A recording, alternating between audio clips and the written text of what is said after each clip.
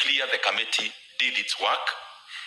Instead of singing choruses to the executive, they have actually pointed in their reports that we are in a very dire situation when it comes to the debt situation in this country.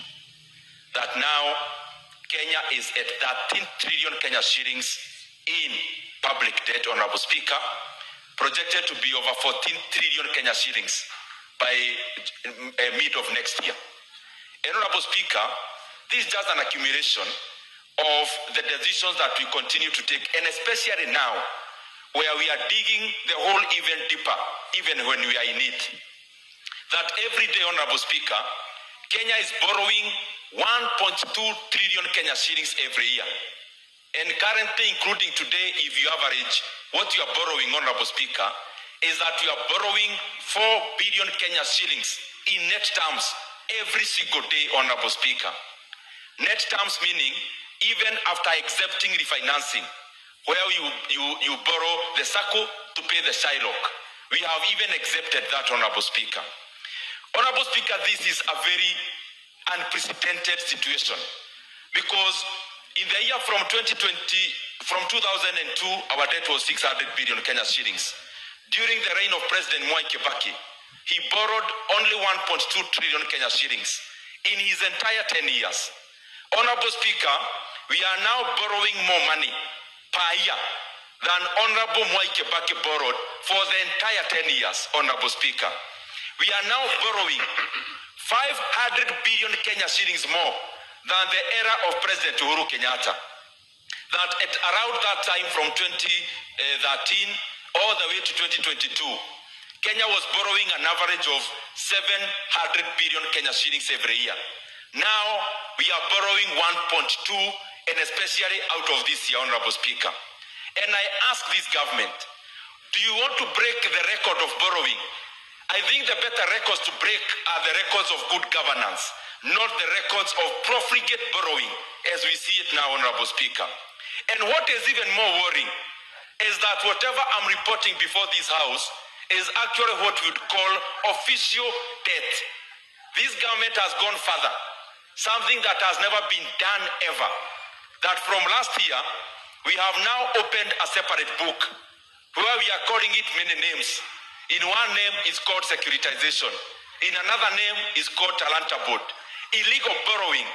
That as we talk before this House today and to Kenyans, that this government is now beyond over borrowing more than all the other previous years. We now want to even borrow and use the housing levy as collateral. And we are doing that so that we do not report these debts in the actual books that are known across the world.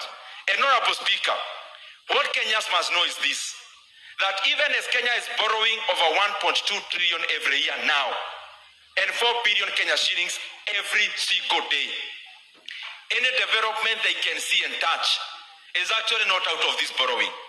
Any ongoing road in Kenya is another loan on the site called securitization, where even the debt committee in this House has never had even a single document relating to that illegal debt. Anything you see around stadiums being constructed in Kenya is also not part of the official loans that I've reported. It is another illegal loan called Talanta Board, where Kenya borrowed 45 billion Kenya shillings to pay an interest rate, not interest rate, but even amount, to pay the amount of interest of 100 billion Kenya shillings. A loan of 45 billion to pay an interest of 100 billion Kenya shillings. And therefore we are asking as Kenyans, and especially from these illegal borrowings that started last year, the money Kenya is borrowing every day, 4 billion Kenya shillings, and per year, 1.2 trillion. Where is this money going to, Honorable Speaker? And to put it into context, that money that we have borrowed so far, of close to 4.5 trillion Kenya shillings, is enough money to have had 100 kilometers of completed tarmac road in every constituency. It is money enough to have put electricity and connected electricity to every single homestead in Kenya, Honorable Speaker. It is enough money to have connected every homestead in Kenya to clean water, Honorable Speaker. This money is money enough to have made education totally free in Kenya. From nursery, PP1, Honorable Speaker, all the way to the university. And therefore we are asking, this government needs to address Kenyans. This money we are borrowing, where is it going? The second thing is that now we see we are moving away from foreign debt. We are moving away from money we borrow at 3% to borrow domestically at double digit. And Honorable Speaker, Kenyans are asking why, but this is the answer. We are leaving cheaper money for more expensive money because we are running away from accountability.